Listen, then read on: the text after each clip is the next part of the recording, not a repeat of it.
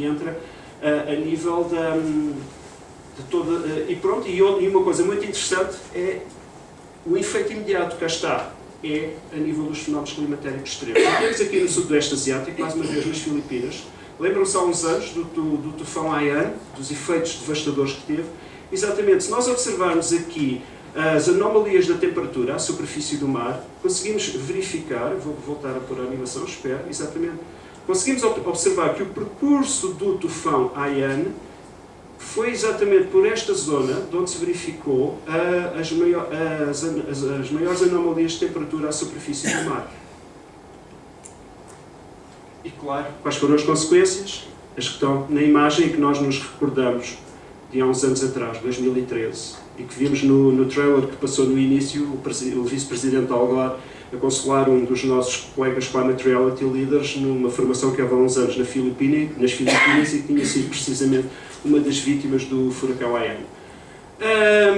Eu vou passar agora aqui, mas isto que se passou, nós vimos no Sudoeste Asiático também foi o mesmo fenómeno que nós observamos no Atlântico e precisamente com outro furacão, este que mas ainda bem presente nas nossas memórias, foi o Sandy, que devastou Nova Iorque e devastou toda esta zona aqui da Nova Inglaterra, nos Estados Unidos, e mais uma vez nós observamos esta anomalia das temperaturas da água à superfície e também conduz à intensificação destes mesmos fenómenos climatéricos.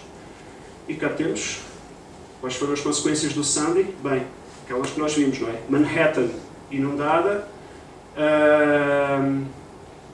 e aquilo que vimos no trailer que passou inicialmente, que toda a gente achava que era impossível que fosse acontecer, que foi a cena mais criticada quando foi do primeiro filme do vice-presidente Gore, a verdade inconveniente, que a combinação, o que lá era mostrado é que era a combinação do aumento global das temperaturas com a ocorrência de fenómenos climatéricos extremos poderia levar à inundação do memorial do World Trade Center. E foi de facto isso que aconteceu quando o furacão Sandy assolou Nova Iorque.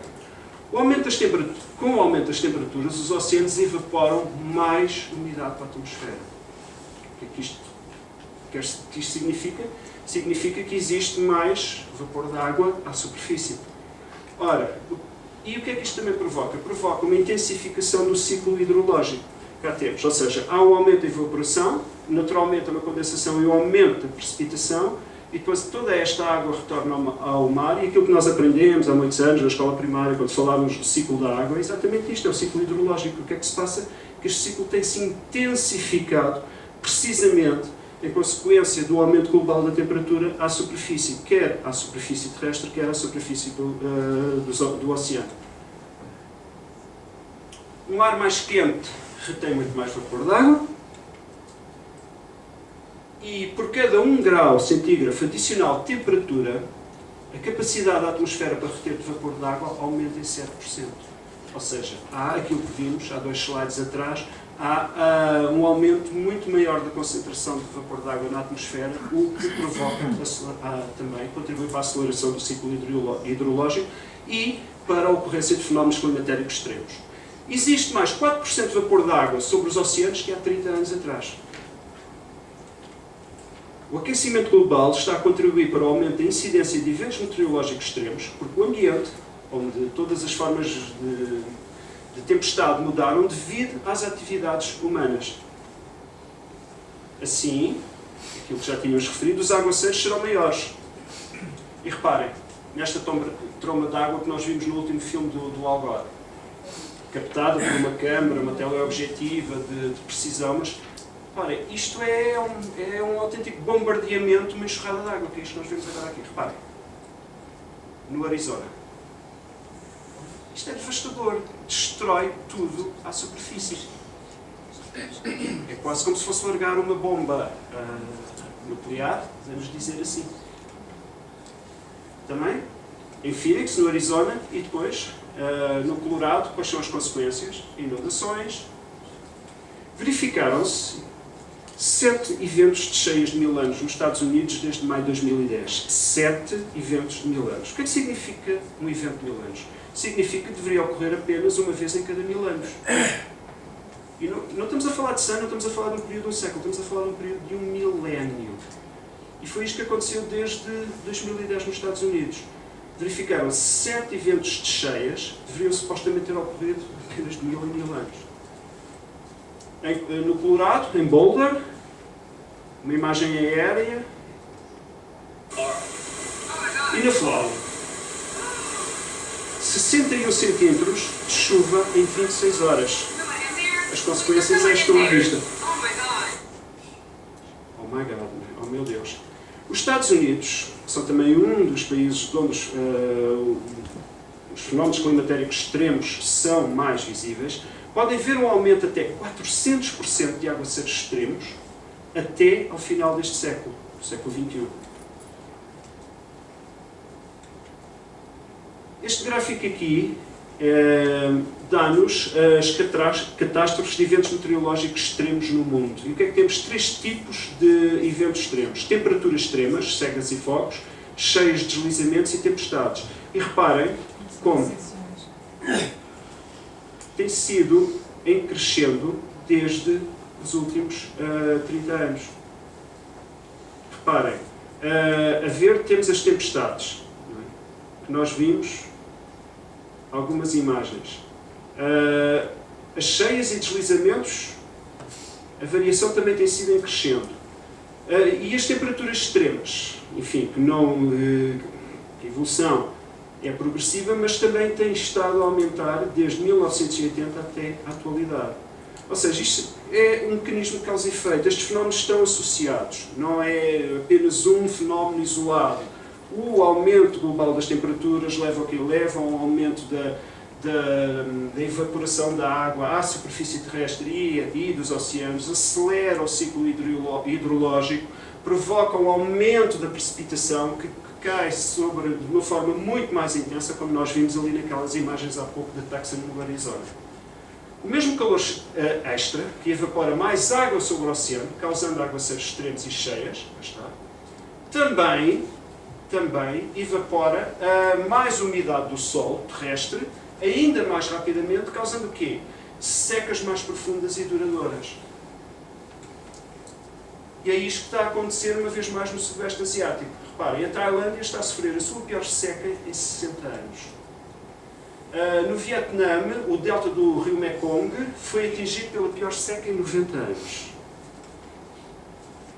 Na Índia, mais de 400 agricultores, neste estado de Maharashtra, cometeram suicídio nos primeiros 4 meses de 2016, principalmente devido às pressões da seca que estava a ocorrer naquela região. As pessoas ficam desesperadas, perdem as culturas, não têm como sustentar a família, e depois isto é uma intensificação destes fenómenos, que de fenómenos climatéricos passam também para fenómenos sociais e afetam o conjunto da sociedade. No Zimbábue, temos aqui o exemplo de um poço praticamente seco. E repare, isto é água que supostamente nós percebemos facilmente que não está lá, está ali uma pequena poça, não é? Esta senhora desesperadamente a tentar tirar uma água que acho que aqui ninguém se atreveria a beber, mas é o que há lá, e o pouco resto é isto.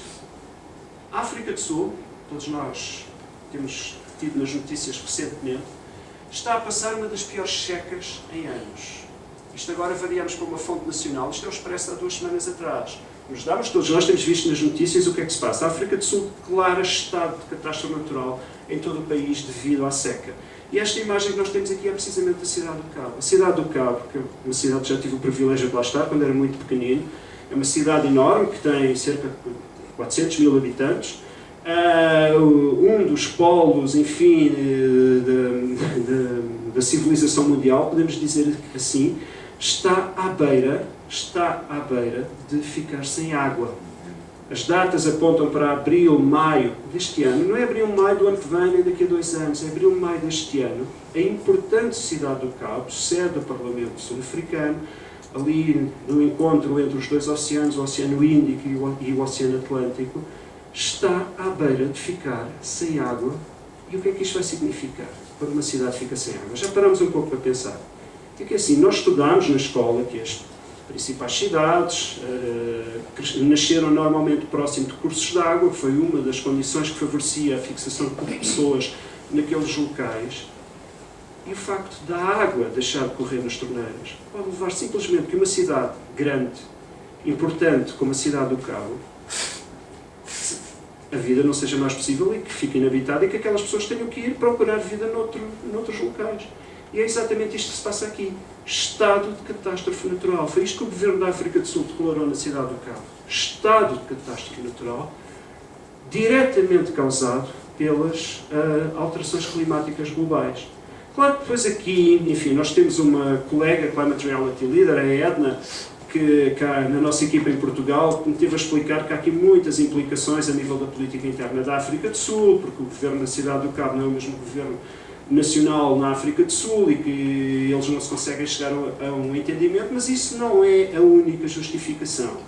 A justificação, de facto, é que as alterações climáticas globais estão a conduzir a um estado de catástrofe natural e que a uma cidade tão importante como a cidade do Cabo, a vida deixa de ser possível porque a água vai deixar de correr nas torneiras. Zimbábue, Malawi, Moçambique, Lesoto, Namíbia, Madagascar, Angola e Suazilândia já declararam emergências nacionais ou desastres, bem como 7 das 9 províncias da África do Sul. Outros países, incluindo Botsuana, a República Democrática do Congo, foram também fortemente atingidos. Reparem, nós já fizemos uma viagem aqui desde o Sudoeste Asiático até os Estados Unidos, agora estamos em África. E em Portugal? Começámos a apresentação exatamente por percebermos que estamos no limite, num planeta finito e não há nada como este brinde que o astronauta francês Thomas Pesquet nos deu quase há um ano atrás, no 25 de abril do ano passado, que é uma imagem completa do nosso país, tirada a partir da Estação Espacial Internacional e que, enfim, nos ajuda a perceber que há aqui limites. E então, isto é uma fonte oficial, uma fonte pública. O IPMA, todos nós consultamos para saber o estado do tempo, não é? O Instituto Português do Mar e da Atmosfera publicou no último boletim de janeiro sobre, enfim, o que é destacado aqui? De referir que janeiro deste ano, há menos de um mês atrás, foi o 10º mês consecutivo com valores de precipitação mensal inferiores ao normal. 10º mês seguido com valores de precipitação inferiores ao normal. E o que é que isto conduz? Conduz àquilo que nós já ouvimos falar nos meios de comunicação social, mas atrevo-me a dizer que se calhar ainda não tomamos a devida consciência, é que o país está em seca. E estes são dados oficiais do IPMA. Cerca de 56% do território está em seca severa, 40% em seca moderada e 4% em seca fraca. Estamos a falar do território do continente. Ora, 56, agora é só fazer as contas, mais 40, mais 4% dá aqui. A totalidade do território, 100% do território continental em situação de seca. E mais de metade, 56%, em estado de seca severa. Já tomaram medidas para reduzir o vosso consumo de água? É urgente pensarmos nisto. Regressando aos Estados Unidos, a época de incêndios no oeste americano é agora de 105 dias, mais extensa que nos anos da década de 1970. E nós cá em Portugal já temos isso, não é? O Governo já tomou medidas obrigando à limpeza de terrenos, ou seja, significa que a época de incêndios em Portugal este ano já vai começar mais cedo. Isto são imagens da Califórnia, que nós vemos nos meios de comunicação social, mas enfim, aquilo que nós assistimos em Portugal no ano passado não precisa de mais comentários. Agora importa perceber as causas disto. Por cada 1 grau centígrado de aquecimento, os relâmpagos aumentam 10 a 12%. It was chaos and confusion. Isto é em Alberta, no Canadá. Late afternoon, a fire that has been burning for a few days suddenly and dramatically grew. It was whipped up by strong gusts of wind. A wall of flame lapped at the side of Highway 63 and jumped the city's major thoroughfare. Tens of thousands were ordered to leave. Holy, look at that! Holy! Pois é, isto foi no Canadá, foi na Califórnia e foi em Portugal o ano passado. E todos recordamos, o nosso Primeiro-Ministro no ano passado teve uma declaração, enfim, daquelas intempestivas, provavelmente ele já se arrependeu de dizer que é bom que se habituem a algo como isto, é bom que se habituem que isto vai voltar a acontecer. Não foi uma declaração feliz, mas eu penso que aquilo que o Sr. Primeiro-Ministro queria dizer é que, de facto, as alterações climáticas vieram para ficar. E nós já falamos do novo normal, é a expressão que domina muito hoje em dia, o novo normal das alterações climáticas. E nós temos que nos habituar a viver com elas, mas, sobretudo, a termos consciência que as alterações climáticas são causadas por nós humanos. Exemplo desta situação em Fort McMurray, no Canadá, também, um incêndio. Isto é algo parecido com a Estrada da Morte que nós conhecemos em Pedrógão Grande, não é? Mas estava eu a referir que, de facto, nós temos que perceber que muitas do mal que nós causamos ao planeta, enfim, já é irreversível, mas está nas nossas mãos reverter esta mesma situação. E que é possível, de facto, é possível e mais do que é possível, deve ser feito, combater as alterações climáticas em termos globais, e isto começa pelo gesto individual de cada um de nós, porque assim não há planeta B. O que aconteceu na Rússia em 2010? 55 mil pessoas morreram. Devido a quê? Devido aos efeitos dos fogos graves que geraram na Sibéria, que geraram enfim, os fumos e todos aqueles efeitos levaram 55 mil pessoas morrerem.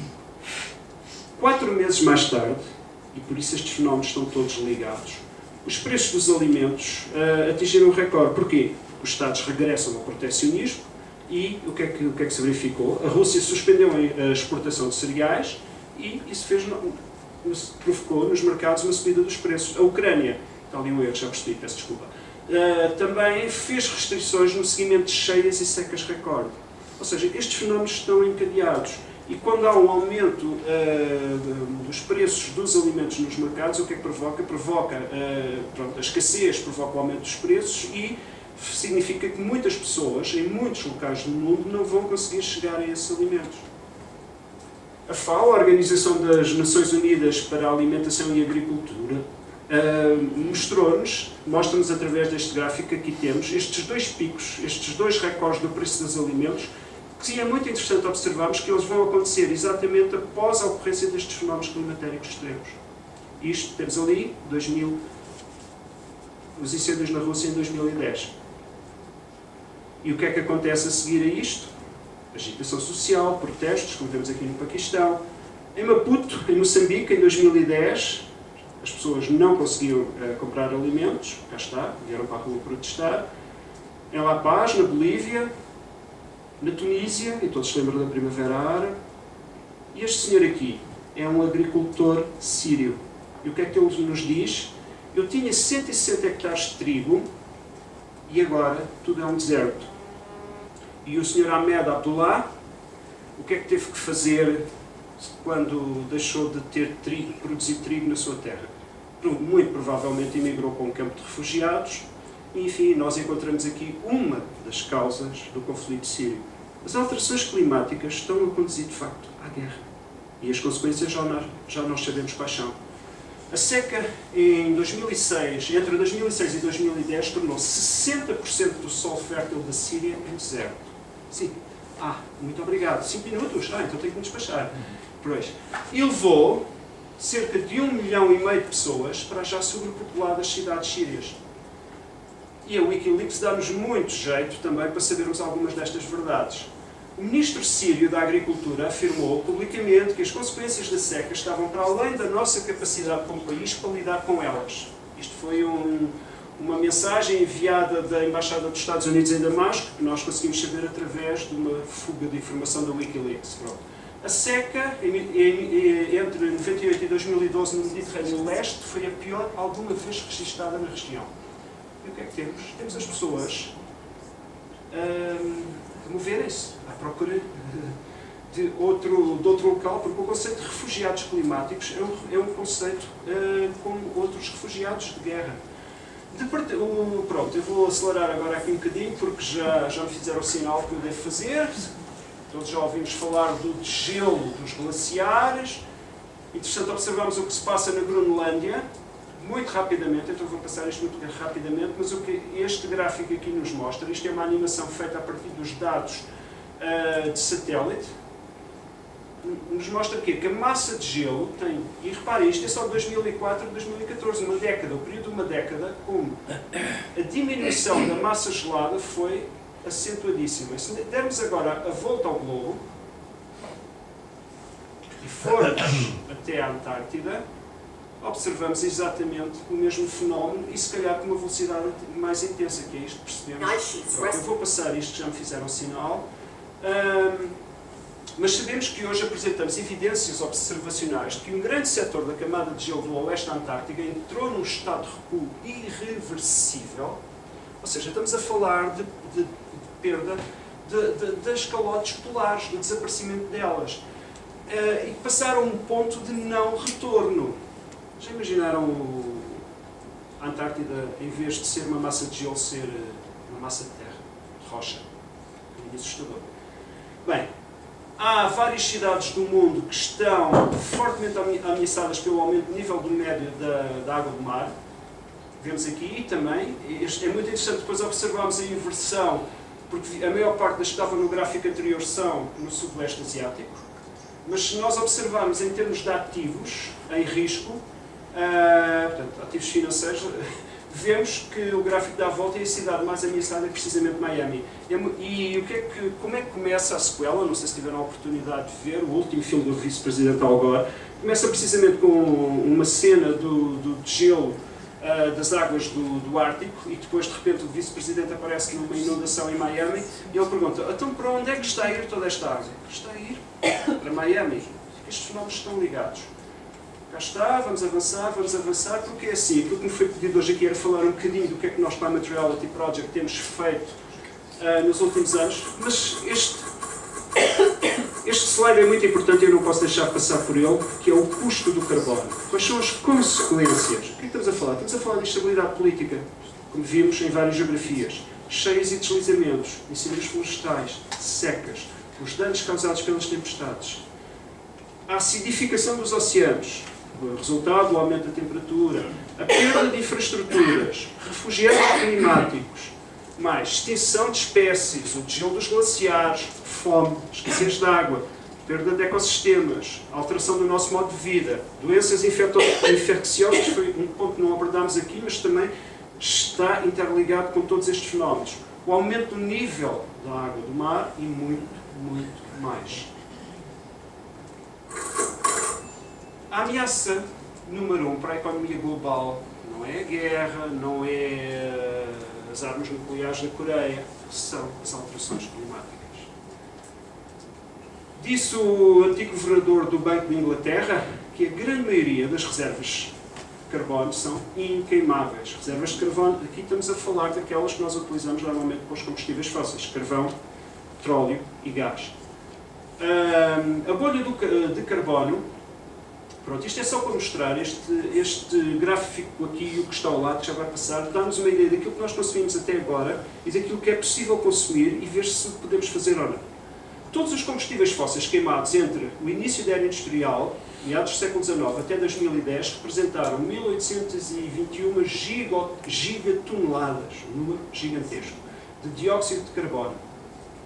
E, desde 2000, foi esta circunferência interior. Portanto, em termos globais, para 1850 até 2000, podemos dizer, desde 2010 foi isto. Ou seja, intensificou-se a queima de combustíveis fósseis e a consequente libertação de todos estes fumos para a atmosfera e, enfim, as consequências que nós já sabemos. Mas, isto agora não sei se são boas notícias ou são más notícias, mas muito provavelmente são más notícias, é que as restantes reservas comprovadas de combustíveis fósseis representam mais de quase metade daquilo que nós queimamos até agora. É o que temos ali. E destas, é assim, nós não podemos deixar de queimar petróleo, queimar carvão para produzir energia, para gerar combustíveis.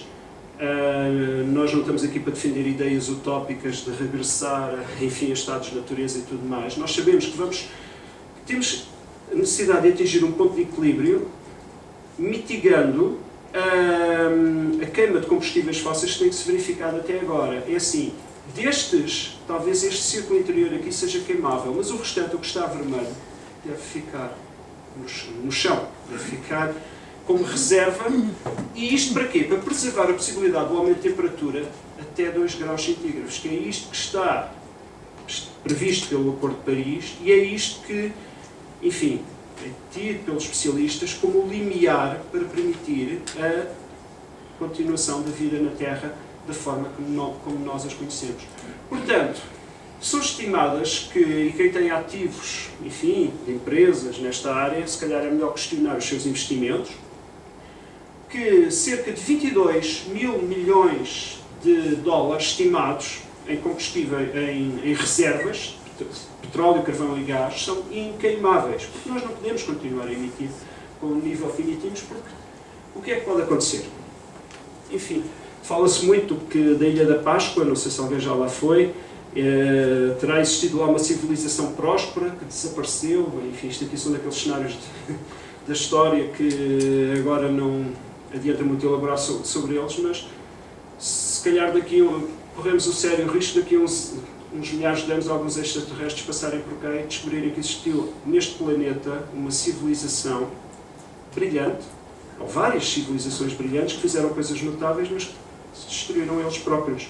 E agora está nas nossas mãos dizer ou decidir o que é que vamos fazer ou não. Eu peço à Filipa, muito brevemente, eu sei, porque o prometido hoje era falar sobre o que é que nós fazemos, nós Climate Reality Project. E eu tenho aqui a preciosa ajuda do Francisco que me vai ajudar. O que é o Climate Reality Project? É uma organização sem fins lucrativos, foi fundada pelo vice-presidente Al Gore e Prémio Nobel da Paz em 2011, resultou da fusão, digamos assim, de duas organizações ambientais que tinham sido criadas no seguimento do filme Uma Verdade Inconveniente de 2006, que se juntaram em 2011 naquilo que é hoje o The Climate Reality Project. E o Climate Reality Project está diretamente envolvido na educação e na advocacia ambiental através de um corpo, que é o Climate Reality Leadership Corps, que é uma rede global de Climate Reality Leaders, de pessoas como eu, como o Francisco, como alguns milhares que no mundo inteiro procuram exatamente transmitir esta mensagem sobre as alterações climáticas e sobre o que é que nós podemos fazer para as combater. Neste momento, o Climate Reality tem 10 sucursais espalhadas pelo mundo e em Portugal nós somos 10. E cá está, este é o símbolo do Corps, não sei se alguém quer se juntar a nós, pô-lo no ombro ou pô-lo ao peito, ser um soldado do exército do Al Gore, porque a mudança começa aqui. A mudança começa connosco, porque a nossa missão é catalisar uma solução global, uma solução global para a crise climática, fazendo das ações urgentes uma necessidade em todos os níveis da sociedade. Portanto, estamos a falar aqui que as alterações climáticas não se combatem apenas localmente, combatem-se em termos globais, temos que encontrar uma solução global, mas que começa em cada um de nós.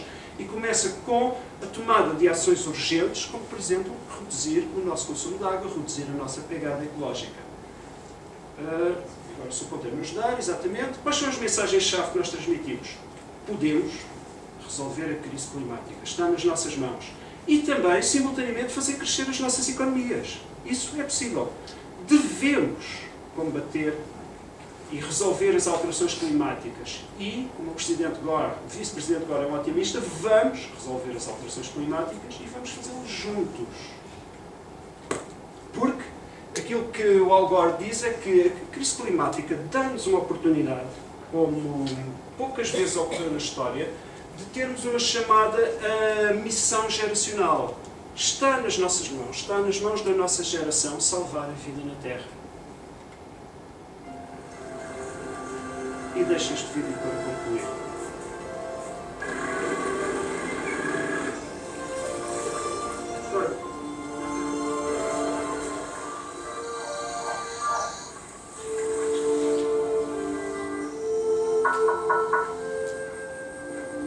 Hey world leaders. We all know that the climate crisis is here. We can see it all around us. We are all affected by it. और अगर ये हमारे ऊपर होता तो we would do something about it. In fact, some of us already are. Hur doing it? Stay here. sikwenzela umphakathi. In our businesses, Now it's your turn. As our leaders, as the ones bestowed with power, the power to represent the people. To represent me and Annie. and all three of us. Don't forget me. Please listen. listen to the land, Listen to the ocean. Listen to the science. and we have some requests. Actually, we have some demands. We demand that you cooperate with one another. We demand that you send a message to polluters. Stop using fossil fuels. Now is the